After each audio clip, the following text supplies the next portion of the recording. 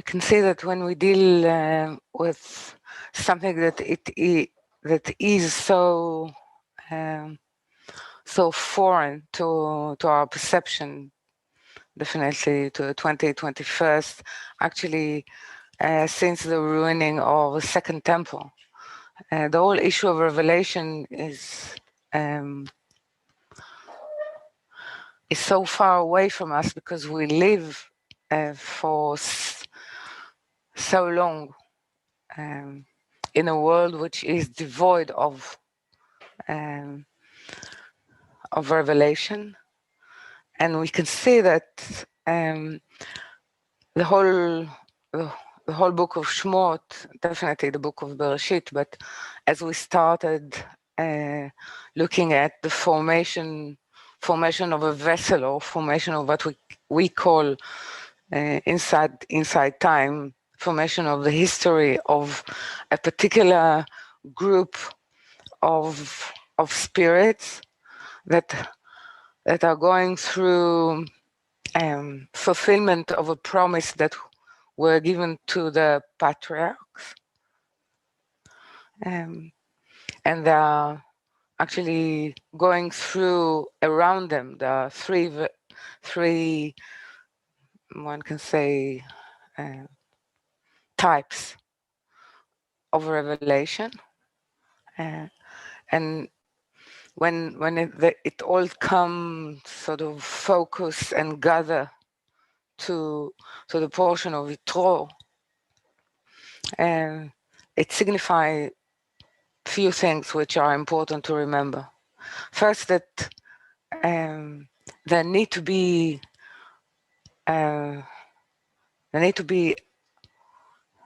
a form of witness which is outside Israel, meaning a representative of the nations, because the giving of Torah or any revelation is to do with always a universal purpose. Universal, I mean, in terms of the thought and the purpose of creation. So it cannot be that there will not be a participant, an agreement, an admission even from the nation or representative of the nation. We went through Pharaoh and the 10 plagues or strikes that actually broke the tie or the supremacy of Egypt as a culture.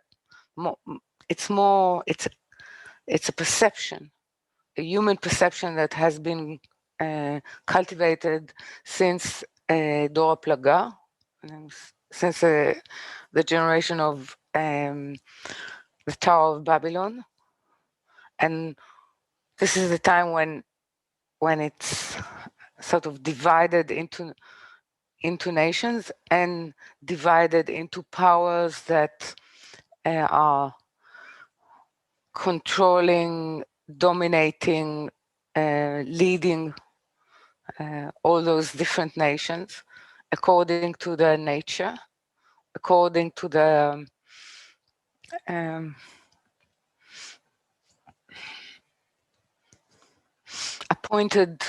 appointed purpose or duty inside creation, knowingly and unknowingly. Okay, mostly unknowingly, and then we see that the whole issue of this portion is to do with preparation. And the preparation teach us deeply about what is required.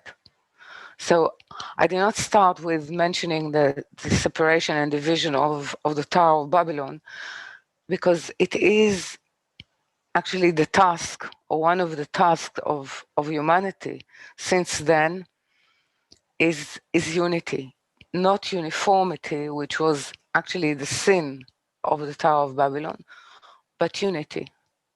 So the issue of fraternity is the issue since actually one can say the failed discourse or dialogue between Adam and Eve, and definitely the failed fraternity between the brothers, which is Cain and Hevel.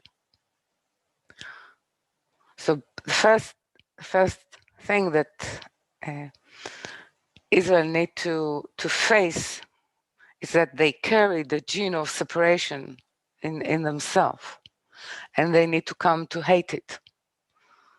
To hate it because not that because it separates them to their own opinions and perception, but they separate them from being able to fulfill what they, at least instinctively, know to be their identity. Even though they thought that they have a way of life that is connected to a place, and I speak about a place in a wide sense, but yet the wide sense is called, at least at that time, Eretz Canaan, meaning it's the land of slavery. But there is a choice of whom we serve, to whom actually, or to who we dedicate our life in service. So for Israel, it's when Moshe is coming to them, trying to tell them that they have an extra duty, an extra task, which is more universal, which has to do with a particular responsibility of carrying, I would say, godly issue in the world. They are not ready to accept it from Moses, because as far as they know, all the religious education of Moses was Egyptian. He was not raised and grew into, though he's coming from that family, but he did not grow into the service of, like his brother, let's say Aaron, which is clearly used to be, I would not call it even religious, but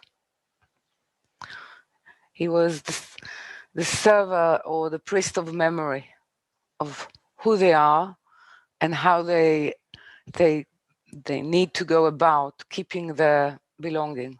Right? But here there is something new that comes in, which is to do with serving.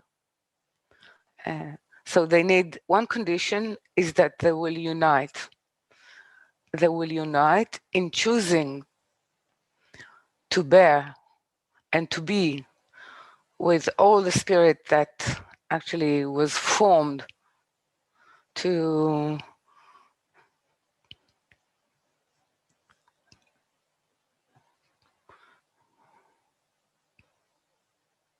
one can say to create the vessel that is able to serve. Yeah. So then this is one need of them coming together or getting over the differences, because there is a higher purpose that they need to serve together, and they cannot serve it from separation in between themselves. Okay? So this is where it moves from speaking in plural to speaking in singular. So Israel move as people from place to place, from refidim, meaning from they were moved from a place that they felt weak in themselves, and the ties between them and what holds them was weakened or broken. So they moved from there to they moved yet as one can say, separate entities, and when they they arrive and they stay in Mountain of Sinai. We're speaking about one, meaning in singular. They came to rest. So it's in Hebrew, it's in singular. So the movement towards this recognition of what separates them, and the need, and one can say the wish to overcome it in order to be that which is required, a vessel, and with one purpose. They fulfill that, at least on not doing anything that will cause separation. And then when the offer comes of Moses, they actually ask to see or to witness the new directive of being the carrier of the godly issue in the world. They wish to hear it. Now there is a usage of a very specific term, not to see God. They are asking to see their king, meaning they are asking actually what are the conditions of serving him as a king. So it's in a way already an indication that it's not going to be abstract or general, but it's going to be very specific in terms of what they need and what they wish to. So first we need to see that for Israel it was not obvious that when they went out of Egypt, when the whole Exodus is happening,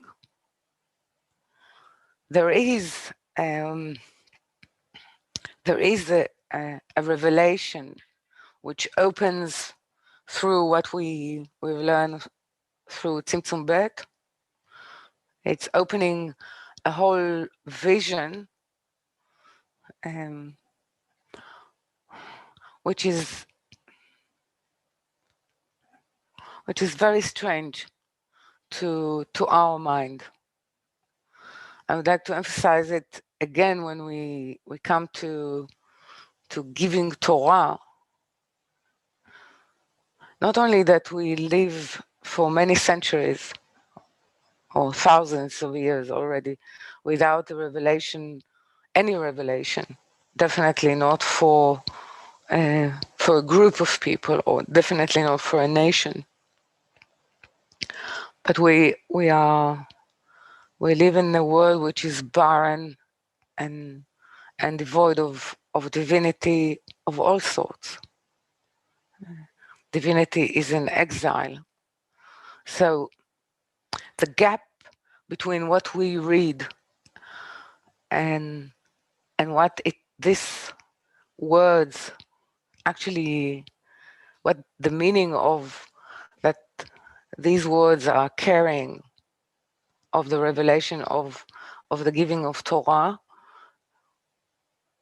we need to know that we're truly in dark. We're not even in Appleton cave in terms of someone sees that we are shadows.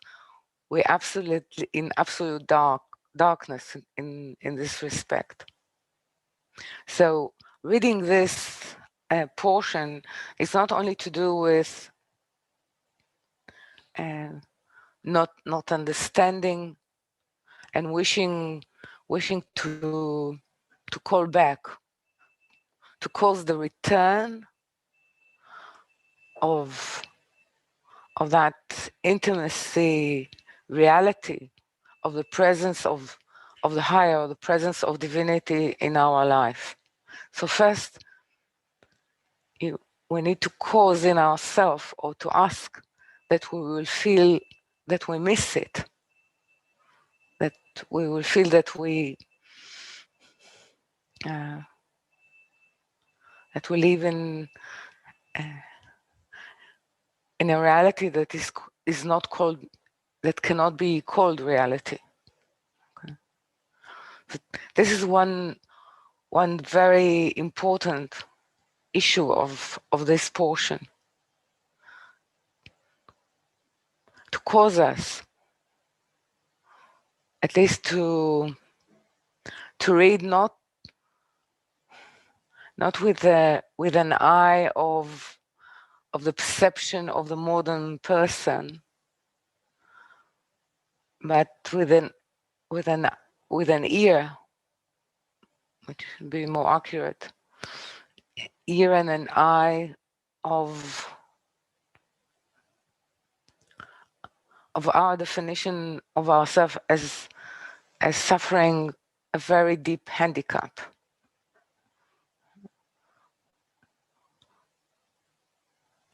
So it's really a blind man that someone is trying to describe to him how it is to see, how it is to live in light, in the light. So first I would like to emphasize this distance that we have when we approach it. Okay? And that part of our reading and studying it is growing a need, and even a very deep rebellion that it will not be natural to continue to live like this. So this is something that I would like to put across. So the reason, actually, that one of the reasons that there is a revelation, and the revelation is first to etch in the hearts and spirit of any entity that will choose to be Israel from the spirit, is the memory of how it is to live in the light. Because at the moment of revelation, there is the reality of not of possible, but of an actual Garden of Eden on earth that should be bestowed further. So the sort of legendary perception of God going with Torah from nation to nation is the deep understanding that that all forms of will to receive to themselves that occupy the sense of they have the power and they have the way of life, were basically the description of the state is being attus to whatever request of bestowal of light was possible. Maybe the sensitivity and the weakness, or the not yet formed nation that will be called Israel, because they were closer to a non-entity in their perception of themselves, that they would be able to perceive bestowal, or they would be able to be open to the possibility of bestowal and responsibility, because it was so fragile and so new. They were like really a new baby, okay, while other nations were already formed. So it is that kind of moment. There's still it's like we'll grow them a bit. So they're a small child. They are going to sort of to get a new request, and the wish to know if it's the real parent or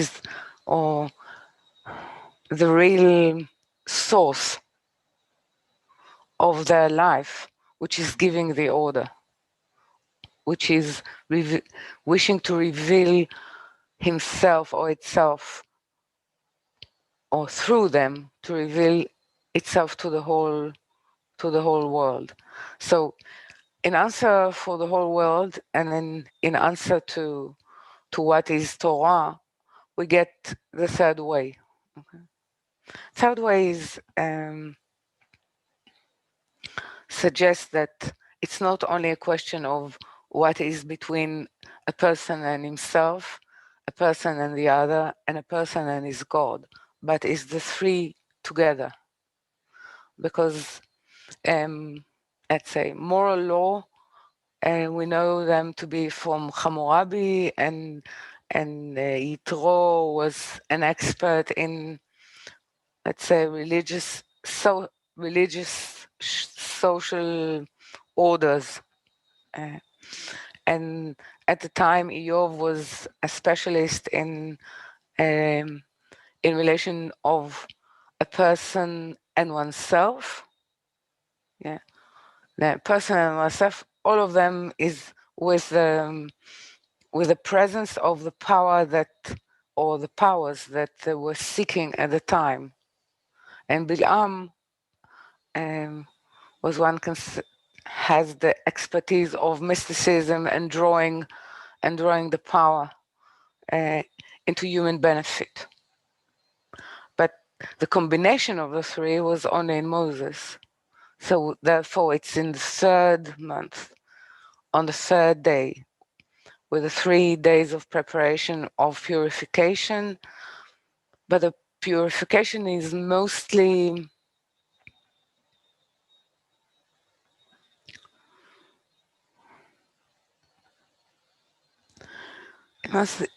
to do with the question of self, which part of myself is going to present itself to that which I chose to be my king, my God, my creator.